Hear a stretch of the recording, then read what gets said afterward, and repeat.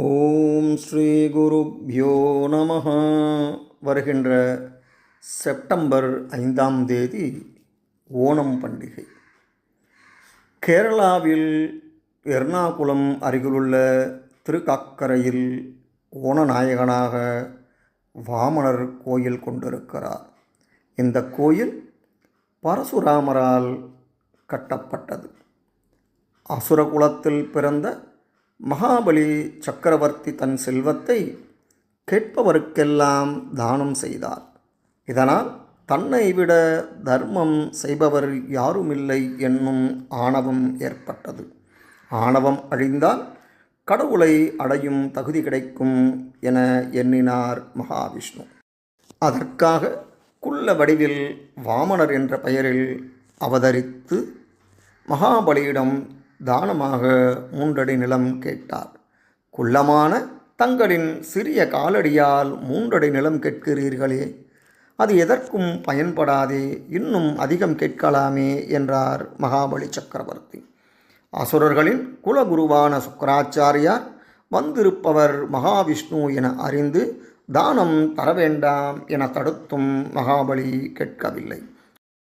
உடனே விஸ்வரூபம் எடுத்த மகாவிஷ்ணு ஓரடியால் பூமியையும் இன்னொரு அடியால் ஆகாயத்தையும் அளந்தபின் 3வது அடிக்கு நிலம் எங்கே எனக் கேட்டார். அகந்தை அடங்கிய மகாபலி தலை வணங்கி, சுவாமி, என் தலையை தவிர தருவதற்கு வேறு இடமில்லை என்றார். உடனே காலால் தலையை அழுத்தி மகாபலியை பாதாள உலகத்திற்கு அனுப்பினார் மகாவிஷ்ணு.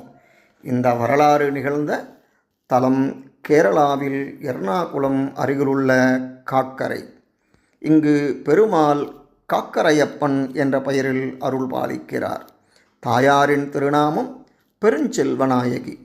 கேரள பாணியில் ஓடு வேய்ந்த வட்ட வடிவ கோயில் இது. முன்மண்டபத்தில் வாமனரின் மரச்சிற்பம் செதுக்கப்பட்டுள்ளது. கருவறையில் வாமனர் நின்ற கோலத்தில் காட்சியளிக்கிறார். திவ்ய தேசங்களில் ஒன்றான இங்கு தமிழ் கல்வெட்டுகள் உள்ளன. 9 முதல் 12ஆம் நூற்று வரை சேர மன்னர்கள் திருப்பணி செய்துள்ளனர். கோயிலுக்கு வெளியே தேவி பகவதி, சாஸ்தா, சுந்தரயக்ஷி, கோபாலகிருஷ்ணர், நாகர் சன்னதிகள் உள்ளன.